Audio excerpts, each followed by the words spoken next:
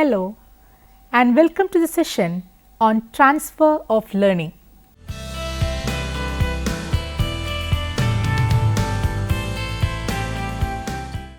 Transfer is a pervasive factor which significantly influences the efficiency of learning. The new learning tasks which students meet continuously in their progress through school are accomplished more easily by application of earlier achieved generalization and by improved methods of learning. Multiple element tasks that would otherwise be difficult or impossible are reduced in complexity by inductive generalizing to the need for mastering only a few uniting principles. Learners continually interrelate and creatively extend their accumulating concepts and skill for more effective application to the problem they find or create in and out of school. The word transfer means to move from one place to another. It is commonly believed that what is gained by learning one subject can be transferred to another subject. Whatever students learn in schools is useful only when they can apply the same in everyday life. The process of carrying over habits of thinking, knowledge, skills and attitudes from one learning situation to another is called transfer of training. It implies the application of knowledge to the study of various subjects and activities in various fields. Thus, transfer means applying concepts and skills learned in one situation to other situation. Transfer of learning definitions. According to McCuge and Trian in the year 1952, transfer of training occurs whenever the existence of a previously established habit has an influence upon the acquisition, performance or relearning of second habit. According to Go and Go in the year 1973, the carryover of habits of thinking, falling or working, of knowledge or of skills from one learning area to another usually is referred to as transfer of training. According to Sorensen in the year 1948, transfer refers to the transfer of knowledge, training and habits acquired in one situation to another. Types of transfer or forms of transfer. H.C. Ellis classifies transfer on the basis of learning situations faced by the learner into three. They are positive transfer, negative transfer and zero transfer. Positive transfer. Transfer of learning or training is said to be positive when the learning or training carried out in one situation proves helpful to the learner. Examples are: the knowledge and skills related to school mathematics help in the learning of statistical computations, and the knowledge and skills acquired in terms of addition and subtraction in mathematics in school may help a child in the acquisition and division. Negative transfer. Transfer of learning or training is said to be negative when learning or training in one situation hinders, interferes or weakens the learning in another situation. Examples are: having learned to pronounce but correctly, the child may find it difficult to pronounce put correctly, and one's regional language or mother tongue may create problems in learning the correct pronunciation and intonation related to one's national and foreign languages. Zero transfer. Transfer is said to be zero when learning or training in one situation does not have any significant influence over the learning or training in another situation. Such a situation may arise when the learning activities and subject areas have nothing in common between them. Examples are: learning history may neither help nor hinder the learning of English, and learning to play football may not help nor hinder learning to play volleyball. Gagne in the year 1965 distinguishes transfer into two types.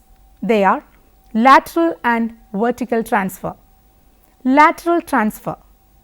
Lateral transfer occurs when past learning is generalizable to present learning. For example, the physics teacher hopes that certain elements of the scientific method learned in physics can be transferred to the solution of problems in biology. Vertical transfer. Vertical transfer occurs when subordinate capabilities make higher order learning possible. For example, learning to compute the length of hypothesis of a right angle triangle becomes a subskill in learning to find vectors of forces. Theories of transfer of learning. Important theories of transfer of learning are the following. Faculty theory. This is the oldest of all the transfer theories. This theory assumes that mind is composed of so many independent faculties, that is, memory, attention, imagination, reasoning and judgment. These faculties, according to this theory, are nothing but the muscles of the mind, and like muscles of the body can be strengthened or improved through exercise. In this way, such properly strengthened or improved faculties later on function automatically in all the situations and areas in which they are involved. For example, if the memory of a person is strengthened or improved to a great extent through memorization of long and difficult passages, then it can prove useful in memorizing dates, names, formulae and figures. In the same way, propagators of the theory claim that reasoning and imaginative powers developed through the study of geometrical proposition can be used in solving various problems in life which demand a good deal of reasoning and imagination. Mental discipline as an educational doctrine and as a basis for transfer of training was first seriously challenged by William James. Apperception theory of transfer. This theory is based on the concept of apperception. Apperception may be defined as process of relating new ideas or mental states to a store of old ones. The storage of old ideas and experiences is called apperception mass. When a student sets himself to learn a subject, a new ideas or to get experience, he learns it by assimilating it with ideas or experiences already acquired and present in his mind in the form of apperception masses. The pupils acquire various types of experience in day-to-day life, in informal encounters or through lectures, textbooks and other formal learning situations. These experiences help them have a huge buildup of apperceptive mass in their subconscious mind. That is why apperceptionists like Herbert advocates the building up of a necessary apperceptive transfer. This reservoir or storage of ideas and experiences in the form of apperceptive masses may further help them utilize and carry over some or the other old ideas and experiences for being transferred to meet future situations in and outside the school boundaries. Hence, what is stored in the form of ideas or mental states may lie in the subconscious mind in the form of apperceptive masses. This in turn may be utilized for further learning in shape of transfer of memory, images, dynamic perception and feeling etc. to the conscious layer of our mind. In this way, much may be transferred from a person's apperceptive mass to the learning of new ideas, facts and principles and performing of activities. Theory of identical elements. The chief profounder of the theory of identical elements in transfer of learning was Thorndike. Later on, Woodward supported this theory and used the word components in place of elements. Therefore, the theory is also called theory of identical components. This theory maintains that the transfer from one situation to another is possible to the extent that there are common or identical elements in the situation. For example, there is a possibility of transfer from the field of mathematics to the field of physics to the extent that there are some common elements like symbols, formulae, equations, numerical calculations, etc. Similarly, transfer takes place from typing to playing a piano to the extent that such skills are eye-finger coordination are identical to the both activities. Thus, similarities in two situations with regard to the common elements of content, skill, attitude, method, aim, habits, interest, etc. facilitate the process of transfer. Theory of generalization. The theory of generalization as an explanation of transfer of training or learning has been put forth by Charles Judd. The theory insists on a systematic organization and generalization of experiences in order to achieve the maximum transfer of learning or training. It also advocates the transfer of generalization in new situations in place of identical elements as suggested by Thorndike. As a result of certain experiences, the individual reaches some conclusion or generalization. This conclusion or generalization can be applied by him to oncoming new situations. Thus, generalization is nothing but a principle, a law or a rule which can be easily transferred to other situations. According to this theory, as Crow and Crow in the year 1973 put it, the developing of special skills, the mastery of specific facts, the achieving of particular habits or attitudes in one situation have little transfer value unless the skills, facts, habits are systematized and related to situation in which they can be utilized. Theory of transposition. This theory has been propagated by Gestalt psychologists. They brought into focus the role of insight and understanding in learning something or behaving in a particular way. Accordingly, they emphasized the role of insight in the mechanism of transfer. The identical elements or generalization do not get transferred automatically unless one has developed the proper insight of using and employing them and is decided to go transfer it at the right time. This process of gaining or developing insight into the use of concepts and generalization in one situation and employing it afterwards in other situation is called transposition. It is this transposition of insight which can be a medium or a base for the transfer of learning from one situation to another. This means that the key to transfer from one situation to other lies in the development and transposition of proper insight. Hence, as the theory asserts, good results in the process of transfer of learning may be achieved if a person develops the attitude of throwing proper insight in learning, tries for a generalization of the gained insight by perceiving common factors in different situations, and tries to understand how generalization can be used. Theory of ideals. This theory was put forward by W.C. Bagley.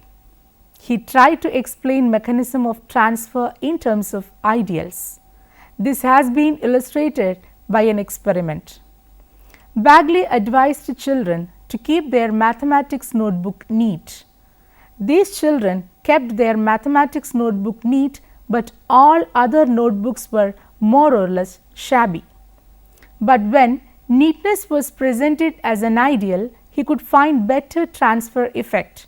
They learned to keep their book, classroom and surroundings neat.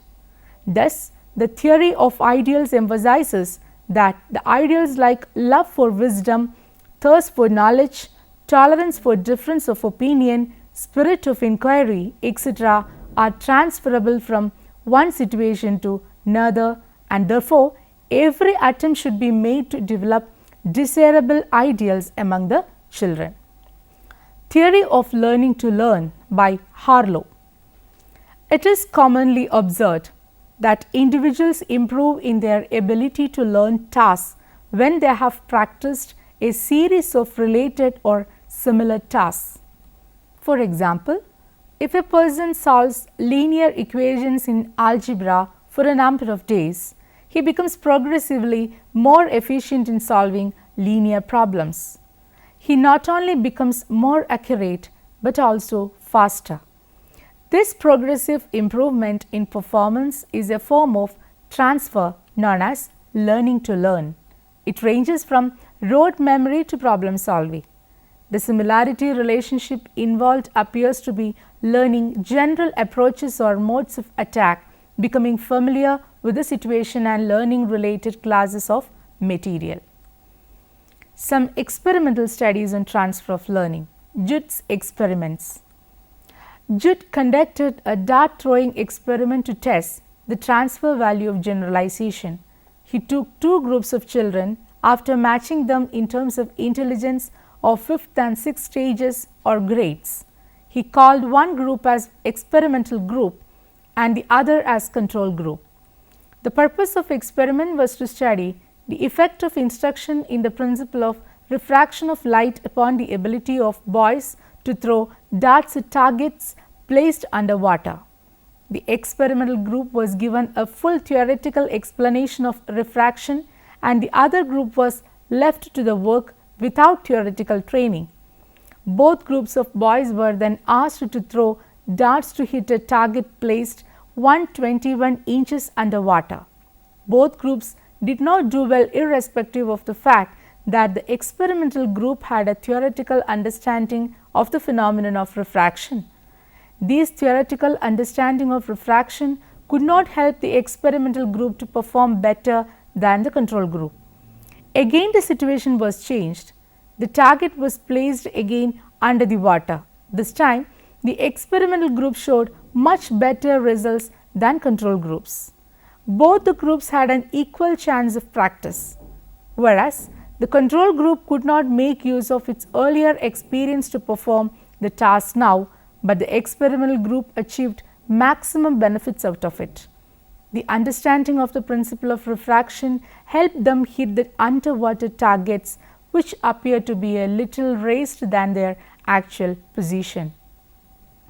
On the basis of this experiment, Mr. Judd concluded that it is the generalization of the understanding of some relationships which is usually transferred from the earlier situation to the later one.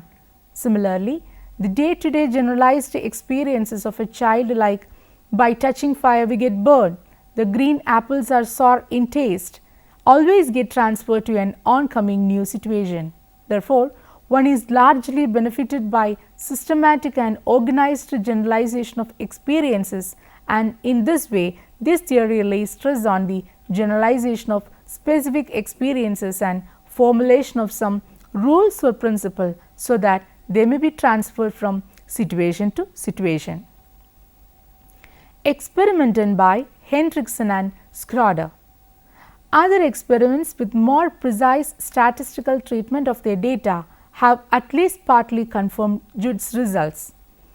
Hendrickson and Schroeder, using 3 equated groups of 8th grade boys as subjects, directed them to practice shooting BB shots at targets first placed 6 inches and the 2 inches underwater until 3 successive bull's eye hits were attained.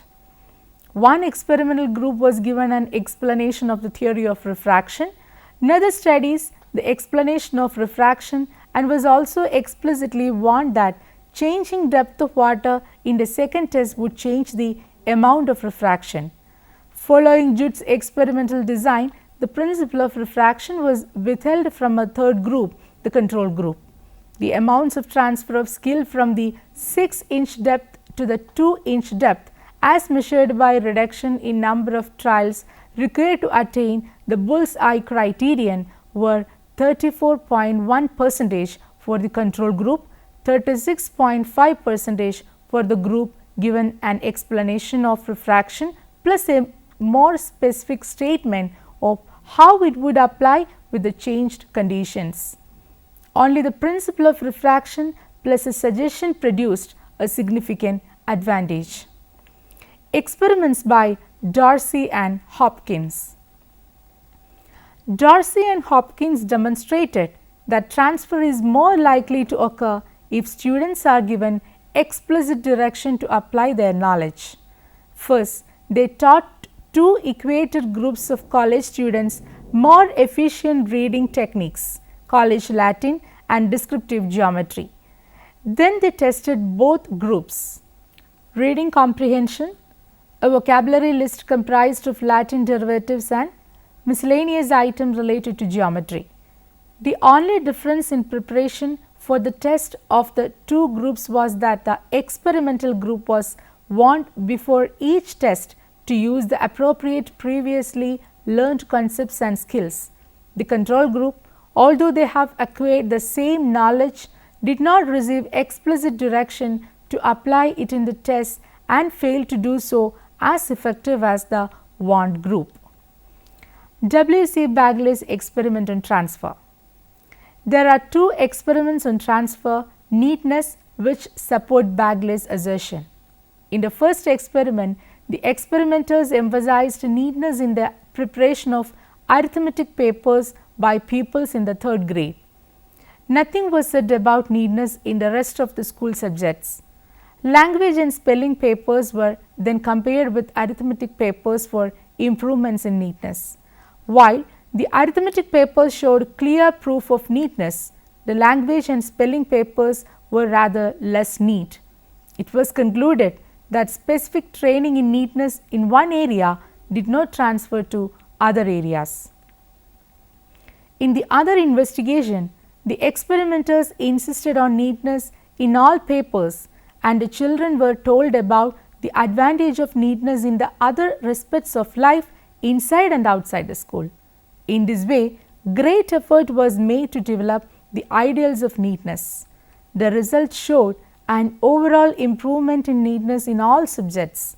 The conclusion was that ideals do transfer.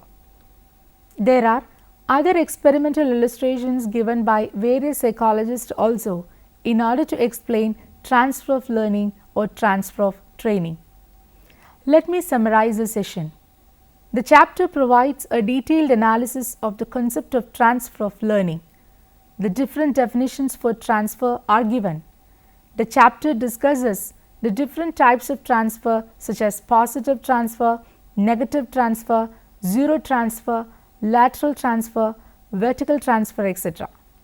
The important theories of transfer: faculty theory, apperception theory, theory of identical elements, theory of generalization, theory of transposition, theory of learning to learn, and theory of ideals are well discussed.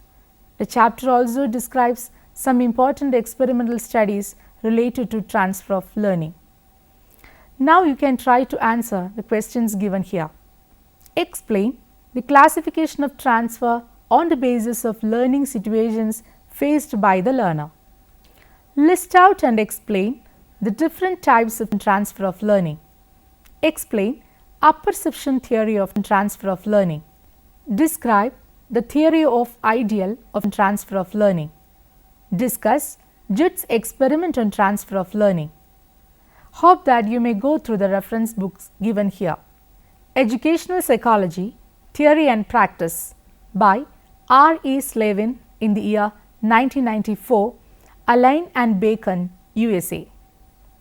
The Transfer of Learning by H. C. Ellis in the year 1965, the Macmillan Company, New York. Transfer of Learning, International Encyclopedia of Education, 2nd edition by D. N. Perkins and G. Salomon in the year 1992, Perkman Press, Oxford. Thank you for watching this program.